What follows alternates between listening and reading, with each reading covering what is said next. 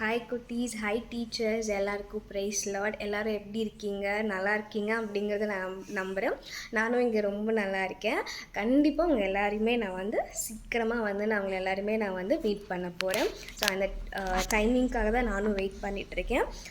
இந்த வாரத்துக்கான தீம் அப்படின்னு என்னென்னு பார்த்தீங்க அப்படின்னா, wait for the God promise. So கர்த்தருடைய வாக்குத்தத்தத்திற்காக நம்ம காத்திருக்கிறது அப்படிங்கிறது தான் இந்த வாரத்துக்கான நம்மளோட தீம். பைபிளில் பார்த்திங்கன்னா ஒரு வசனம் இருக்குது. ஏசாயா 40:31 வசனத்தில் பார்த்தீங்க அப்படின்னா, கர்த்தருக்கு காத்திருக்கிறவர்கள் புது பலன் நடந்து கழுகில் போல சட்டைகளை அடைத்து எழும்புவார்கள் அப்படின்னு ஒரு வசனம் இருக்குது. நம்ம கர்த்தருக்காக அவர் கொடுத்த வாக்குத்தத்திற்காக நம்ம காத்திருக்கும் போது ஒரு நாள் கண்டிப்பாக வரும். அந்த ஒரு நாள் பார்த்திங்கன்னா நம்ம நினச்சி பார்க்காத அளவுக்கு உயரத்தில் கண்டிப்பாக ஏசப்பா நம்மளை கொண்டு போய் நிறுத்துவார். அதுவும் என்னோடய லைஃப்லேயும் நான் நிறைய விஷயத்தில் நான் எக்ஸ்பீரியன்ஸ் ஆகியிருக்கேன். நான் நிறைய விஷயத்துக்காக வெயிட் பண்ணியிருக்கேன். ஸோ கரெக்டான டைமிங் வரும்போது ஏசப்பா என்னையும் ஒரு இடத்துல உயர்த்தி வச்சுருக்காரு, என்னோடய வேலை ஸ்தலத்துலேயும்.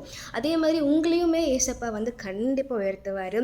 இந்த வருஷத்தில் பார்த்திங்கன்னா நியூ இயர் அப்போ எல்லாருக்குமே ஒரு வாக்குத்தத்த வசனம் நீங்கள் எடுத்திருப்பீங்க. அது நிறைய பேர் எடுத்துகிட்டு கண்டிப்பாக பைபிளில் தான் வச்சுருப்பாங்க. அதில் எத்தனை பேர் அதை வச்சு ப்ரேயர் பண்ணுறீங்க அப்படிங்கிறது எனக்கு தெரில.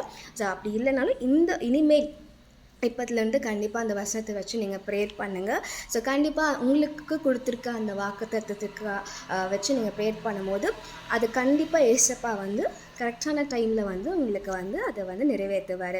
ஸோ பைபிளில் ஆப்ரகாம் சாரா எடுத்துட்டிங்க அப்படின்னா அவங்களுக்கு ஒரு ப்ராமிஸ் கொடுத்தாங்க. கண்டிப்பாக அவங்களுக்கு நான் ஒரு பிள்ளையை கொடுப்பேன். ஆனால் அவங்க ரொம்ப வருஷம் வெயிட் பண்ணாங்க. ரொம்ப வருஷம் வெயிட் பண்ணி அவங்க வயசானதுக்கு அப்புறம் தான் அவங்களுக்கு ஏசப்பா அவங்களுக்கு ஒரு ஈசாக்கு அவங்களுக்கு கொடுத்தாங்க. ஸோ அது கொடுக்கும்போது அவ்வளோ பிளெஸ்ஸிங் இருந்துச்சு.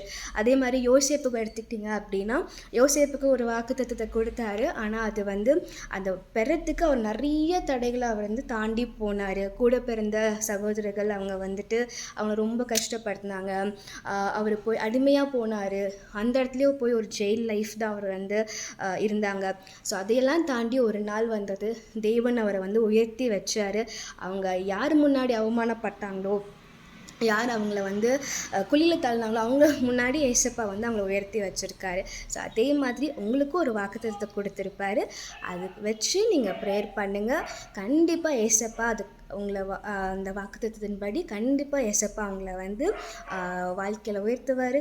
அதை சுதந்திரிக்க ஏசப்பா வழி செய்வார். அதே மாதிரி அதை வச்சு நீங்கள் கண்டிப்பாக ப்ரேயர் பண்ணுங்கள். கண்டிப்பாக சீக்கிரமாக உங்கள் எல்லாரையும் நான் சந்திக்க வருவேன். தேங்க்யூ. பாய் பாய்.